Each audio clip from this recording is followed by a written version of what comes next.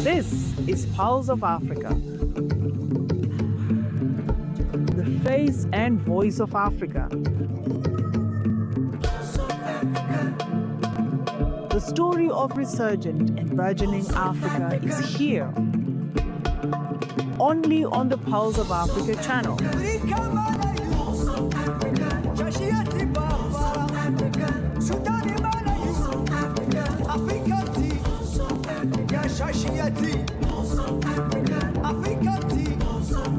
Pulse of Africa, the face and voice of Africa.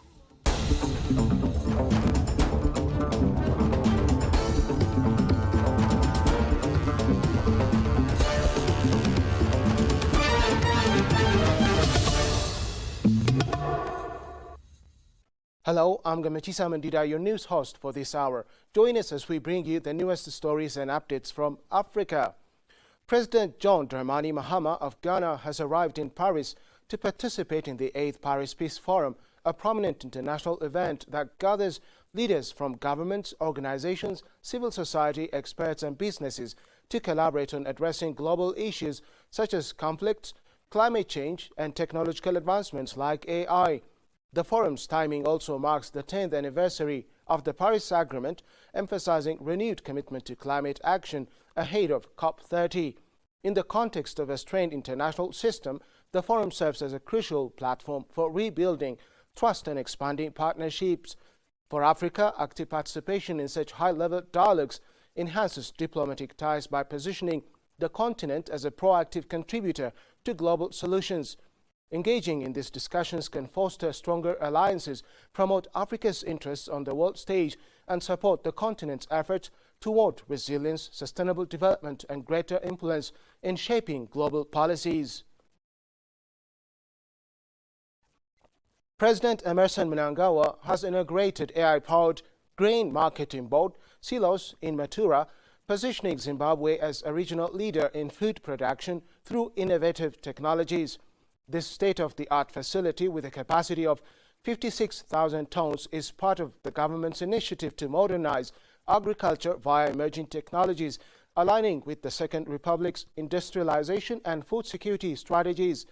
The commissioning event, attended by thousands, also marked the launch of Zimbabwe's 2026 to 2030 Agriculture, Food Systems and Rural Transformation Strategy.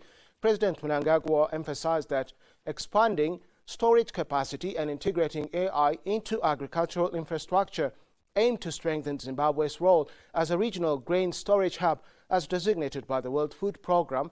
The adoption of AI and advanced technologies in agriculture can significantly boost Africa's development by enhancing productivity, supply chain efficiency and resilience to climate shocks. For Zimbabwe, leveraging AI-driven systems for real-time management of grain storage, logistics and distribution not only improves food security, but also positions the country as a key player in regional food procurement and logistics. This technological advancement fosters economic growth, attracts regional and international partnerships, and paves the way for Africa to harness AI as a catalyst for sustainable development and food sovereignty across the continent.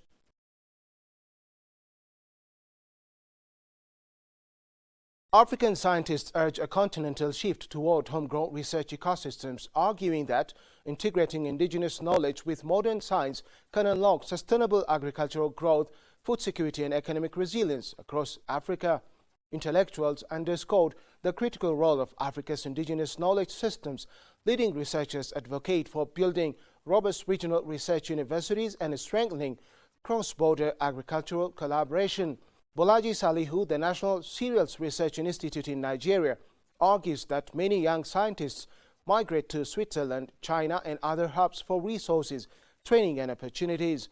While international study benefits individual careers, he contends that Africa must prioritize developing its own institutions to domestically cultivate expertise, innovate and patent technologies for homegrown use. Professor Nuguse Dechasa, Director General of the Ethiopian Institute of Agricultural Research, traced Ethiopia's agricultural lineage to ancient roots, suggesting that Ethiopian farmers have long acted as researchers and innovators. Professor Nuguse pointed to climate change, pest pressures and soil fertility decline as ongoing threats that indigenous knowledge has helped communities manage. He advocated merging traditional farming wisdom with contemporary agricultural science from around the world to create a powerful synthesis that strengthens food security and sovereignty. In a related perspective, Professor Gaspard Banyan Kimbona, African Union Commissioner for Education, Science, Technology and Innovation, asserted that indigenous knowledge is central to Africa's development trajectory. Telling that African societies have their own solution for problems, he highlighted examples from China's integration of local knowledge into national policy, noting the value of preserving diverse knowledge systems. Banyan Kimbona urged Africa to focus efforts on indigenous practices while learning from global experiences to foster sustainable development that aligns with community needs. The intellectuals collectively urged governments, universities and development partners to invest in regional research networks, fund field-based studies anchored in local contexts and create pathways for researchers to translate indigenous insights into scalable agricultural innovations.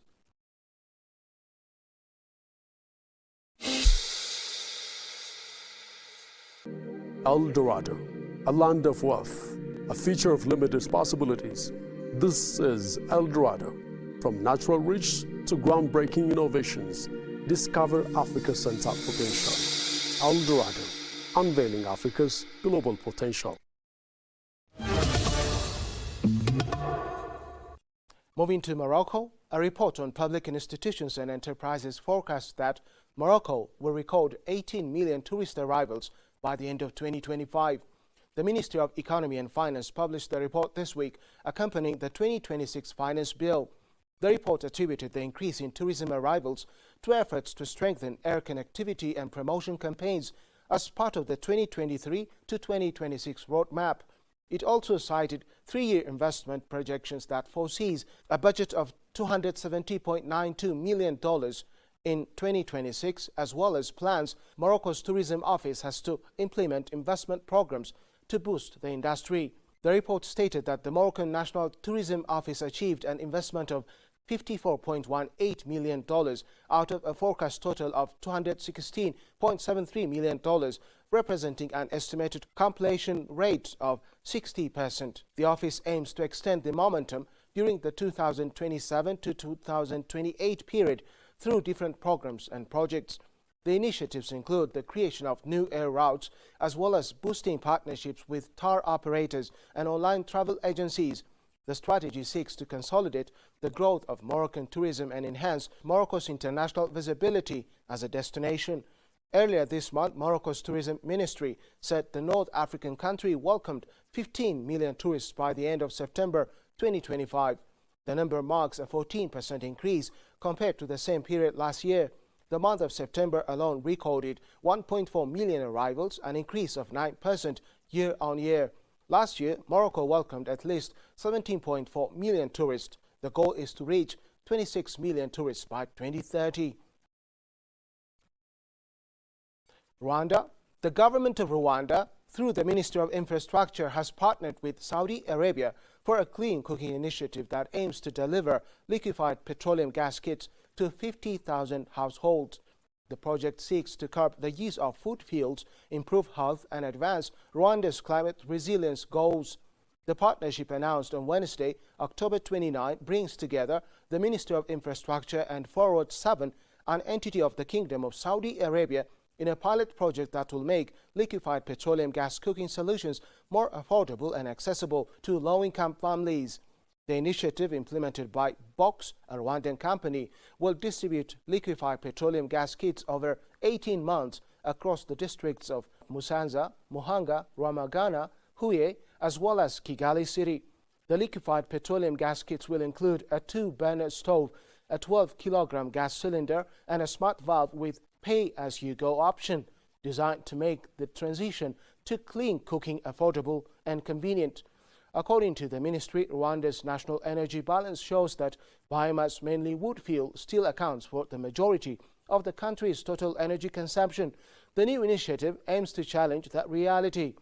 This partnership aims to reduce dependence on biomass by providing access to modern, cleaner cooking solutions, the ministry said in a statement on Wednesday. The project targets households that have not yet received clean cooking subsidies, officials said. Beyond improving daily living conditions, the initiative is designed to generate carbon credits, which will be reinvested to expand future clean cooking projects.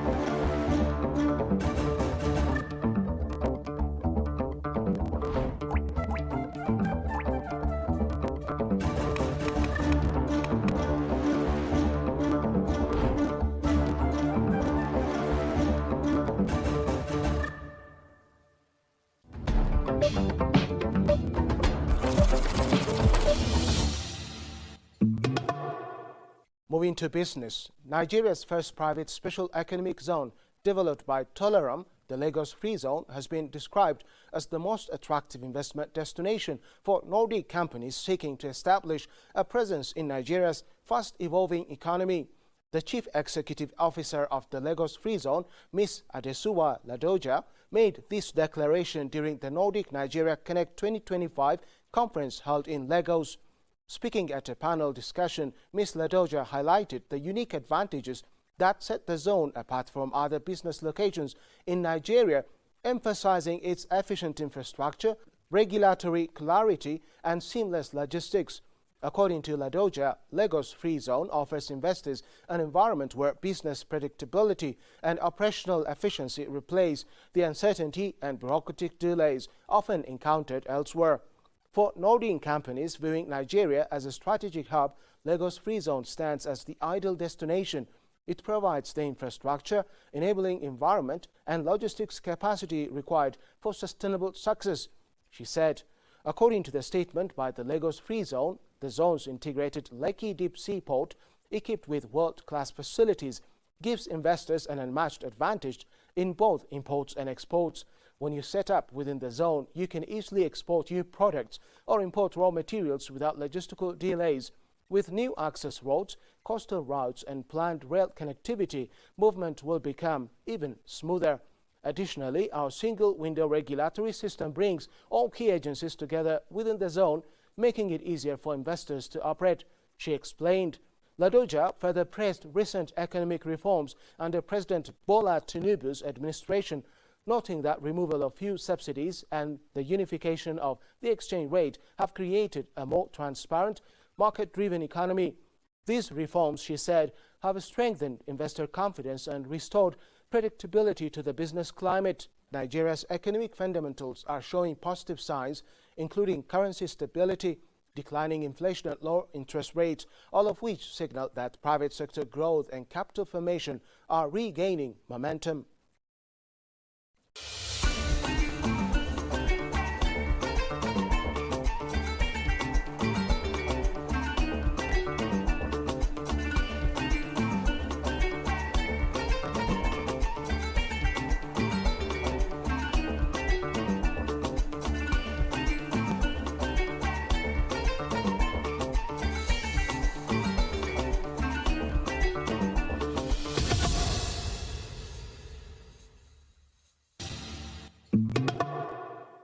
Uganda's coffee exports saw a remarkable increase of 59% in September year-on-year, driven by a robust crop yield in the Eastern African nations, as reported by the Agriculture Ministry.